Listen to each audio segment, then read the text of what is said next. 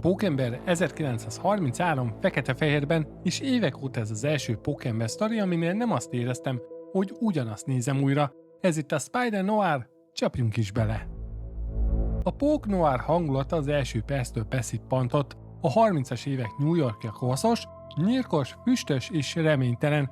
Olyan az egész, mintha egy régi noir detektívfilm és Sam Raimi Pókember összecsúszott volna egyetlen világba, és működik.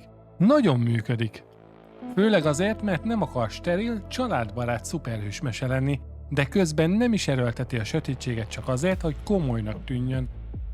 Egyszerűen van súlya a világnak, olyan, hogy itt simán elférne Pókember mellett egy megtorló vagy egy Daredevil, mert ugyanaz a morálisan szürke város a helyszín. És kapsz egy apróságot, amitől látszik, hogy volt vízió a projekt mögött. Mielőtt elindítod, eldöntheted, hogy színesben vagy fekete-fehérben nézed végig. Őszintén a fekete-fehér verzió brutálisan sokat dob rajta.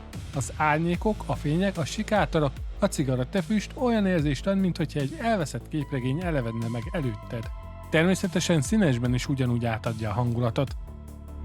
Igazából régóta vágytam erre, hogy egy hőst, akit ennyire szeretek, végre máshogy kapjak meg. Sötétebb tónusban, egy másik világban, nem ugyanazt a sztorit századszorra.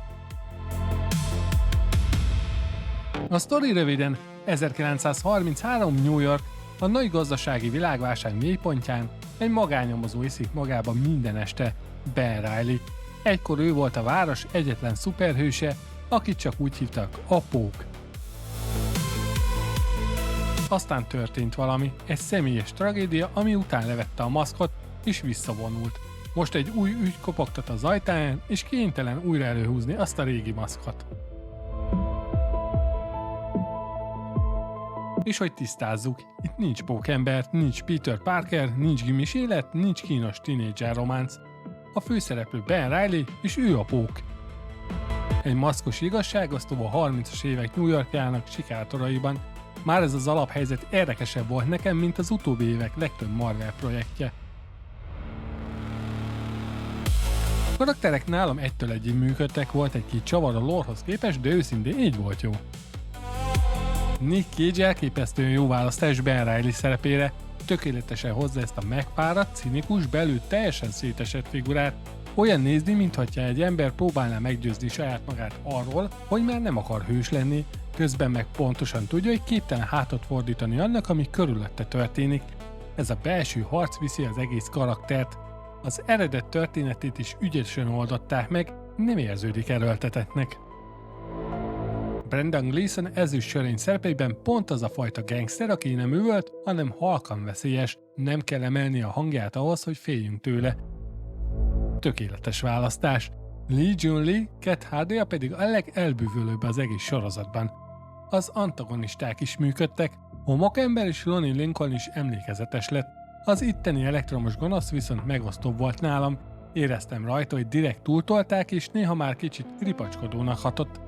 Nem omlik össze miatt a sorozat, de egyértelműen ő lógott ki leginkább a világból. Innentől leveszem a maszkot, spoilerek jönnek. Amíg nem láttad, itt állj meg és gyere vissza később. Van egy jelenet, aminél konkrétan ledermettem, a legelső hálóhintázós snit. Egy sorozattól őszintén sokkal gyengébb megvalósításra számítottam, erre kaptam egy olyan nyitást, ami azonnal eladta az egész univerzumot. Ott éreztem először, hogy oké, ezt tényleg komolyan gondolták. Maga a város vizualizációja fogott meg a legjobban, iszonyatosan hangulatos és részletes lett az egész környezet. Minden sikátor, minden utcasarok élt, és közben sosem csapott át gics parádéba. Tényleg ez vitte a hátán a sorozat egész atmoszféráját. A hangulat nálam 10-ből 10. Tetszett, hogy a nyomozásra helyezték a hangsúlyt nem a látványos CGI csatákra, hagyja, hogy benne maradja a világban, hogy érezd azt a nyomasztó atmoszférát, ahelyett, hogy percenként felrobbantana valamit.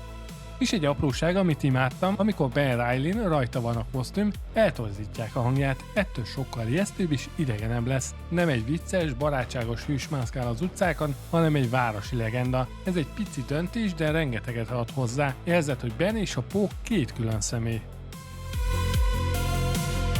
A képességei nyersebbek, ösztönösebbek. Az organikus háló például rohadt jó ötlet volt, sokkal természetesebb ebben a világban, mint valami csillogó-villogó kütyű, és a kinézete is tetszett, Az a zöldes-fekete árnyalat tényleg azt sugallta, hogy ez valami élő, szerves anyag. A legnagyobb erőssége viszont az, hogy nem éreztem, hogy ugyanazt a sztorit akarják újra a torkomon lenyomni. A cselekmény végig lekötött, amint lement egy rész, már nyomtam is a következőt. A legnagyobb gondom maga a tragédia köré épített konfliktus, és ez egyszerre pozitív és negatív. Pozitív, mert elsőre úgy tűnik, nem ez indítja el a hőssé válását. Negatív, mert a végén mégis ugyanoda jutunk vissza. Meghal a szerelme, amiatt leteszi a maszkot 5 évre, aztán szinte az egész évadot azzal tölteni, nem akar többé hős lenni, de mégsem hagyja annyiban. Ezt már láttuk pókember történetekben, sokszor. Egy ponton kiszámíthatóvá vált. Van valami, ami végig hiányzott, a belső monológ. Ez a noir műfaj egyik legerősebb fegyvere, az a fáradt, cinikus belső hangja, hogy halljuk a főhős gondolatait a sötét utcák felett.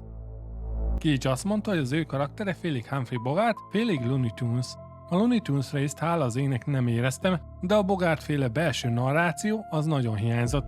Már az első részben vártam, hogy megszólaljon Ben fejében az a hang, soha nem tette, pedig brutálisan sokat dobott volna a hangulaton.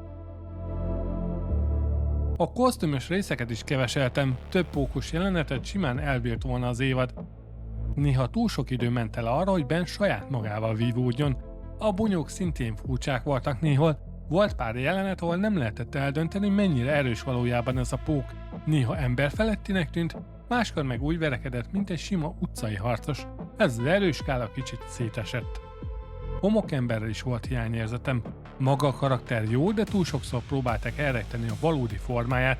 Ezt a részt kicsit megúszósnak éreztem, bár lehet, hogy a büdzsé nagy részét elvitte Cage úr. Az évad vége érdekes irányba nyitotta ki a világot. Már a legelején elhangzik Ben szájából egy mondat, ami azóta is a fejemben van. Egyszer valaki kérdezte, ez melyik univerzum? Ez nyilván egy direkt utalás a multiverzumra. És őszinte leszek, én nem akarom, hogy ezt teljesen rákapcsolják az MCU-ra. Láttuk már, milyen gyorsan tud káosszá válni a multiverzum, ha túlzásba viszik, de egy cameo erejéig azt elképzelném, mert mostanra már 4 teljesen eltérő stílusú pókember létezik a vásznon, és valljuk be, a legutóbbi mozis pókember pont azért működött ennyire jól, mert ezek a karakterek összetalálkoztak. Ami bíztató, hogy az évad önmagában is lezárt történetként áll meg, nem érződik félbehagyottnak, nem mesterséges cliffhangerre épít. Ha jön a második évad, akkor valószínűleg teljesen új sztori szálat kapunk.